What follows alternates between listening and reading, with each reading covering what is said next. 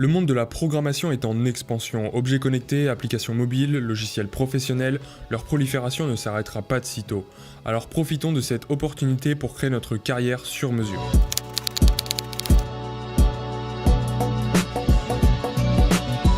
La nouvelle année commence et les résolutions affluent. Alors quel est le langage qu'il te faut apprendre maintenant ? Les langages les plus demandés, les salaires moyens, le langage parfait pour toi, autant de questions auxquelles on va répondre maintenant. Les développeurs les mieux rémunérés sont ceux aux multiples compétences. On les appelle les développeurs full stack. Ils savent gérer les différentes fonctionnalités d'un site web, que ce soit le design, l'interface utilisateur ou le réseau et les bases de données. Les compétences requises pour ce type de profil s'orientent plutôt vers du JavaScript et toutes les technologies du web, le CSS, le PHP, SQL et plein d'autres. D'un autre côté, on trouve les développeurs mobiles. À défaut d'être les mieux payés, même si on verra que leur salaire n'a rien à envier à ceux des développeurs full stack, ils sont les plus recherchés. En France, mais partout ailleurs également, les entreprises qui veulent acquérir ou développer leur présence digitale font face à une pénurie de développeurs mobiles. Et ça se comprend, entre 2016 et 2018, le chiffre d'affaires généré par les applications mobiles ont augmenté de 80%.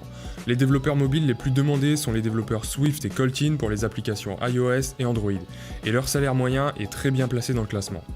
Parlons argent maintenant. Le salaire moyen des développeurs au profil junior, donc en sortie des écoles, est compris entre 35 et 45 000 euros par an. Mais attention, ces chiffres-là sont déterminés par beaucoup de facteurs. Et il faut savoir que les salaires en France, à Paris, sont beaucoup plus élevés qu'en province. Alors si on compare les salaires en France et à l'étranger maintenant, comme dans la Silicon Valley, n'en parlons même pas. On atteint facilement des 100 000 $ par an. Mais ça, on en reparlera plus tard. Mais attention, là on parle de salaire, et qui dit salaire dit souvent employé à plein temps dans une entreprise. Prenons l'exemple d'une petite agence immobilière qui a priori n'a absolument pas besoin de développeurs pour vendre ou louer ses biens.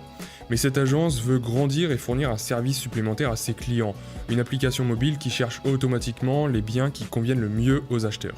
Tout dépend évidemment du budget et des ambitions de l'agence concernant cette nouvelle application, mais on peut très bien imaginer qu'elle fasse appel à un freelance. Le développeur freelance qui bosse tout seul ou en équipe sera souvent rémunéré à la journée ou à la mission, et là on peut imaginer des chèques bien plus gros. Par contre, le salaire ou la rémunération ne doit pas être le critère le plus important lors du choix du langage. D'une part parce que les chances de coder pendant 5 ans dans un même langage sont très infimes, d'autre part parce que l'argent qui tombe chaque mois n'est qu'une conséquence de la passion qu'on alimente tous les jours.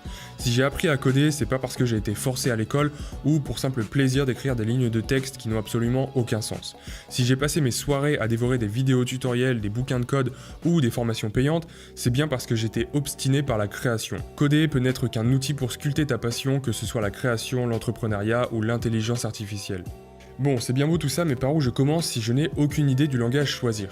Il est difficile de trouver une réponse unique à cette question. Tout d'abord, il faut savoir que plus un programmeur maîtrise de langage, plus il aura de chances de devenir bon. Pourquoi ? Tout simplement parce que chaque langage, même s'il est basé sur ses propres notions et sur les mêmes notions que ses confrères, il comportera ses propres spécificités.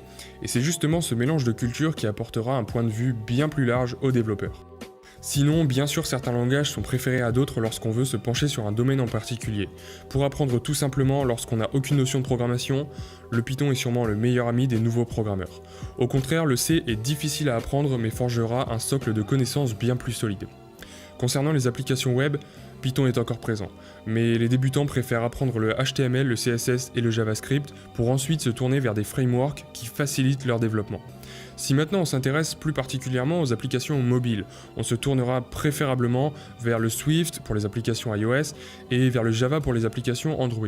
Le C++ quant à lui sera très apprécié des développeurs de jeux vidéo par exemple. Mais des langages, il en existe beaucoup, aussi riches les uns que les autres. Alors la meilleure façon d'apprendre, c'est de commencer à un endroit et d'en visiter le plus possible. La meilleure stratégie pour apprendre rapidement est de se confronter à des problèmes plutôt qu'à suivre des cours théoriques. Et oui, écrire du code, c'est fait pour résoudre des problèmes, pas pour écrire de la littérature. Alors choisissons un premier langage sans réfléchir plus longtemps et apprenons dès maintenant.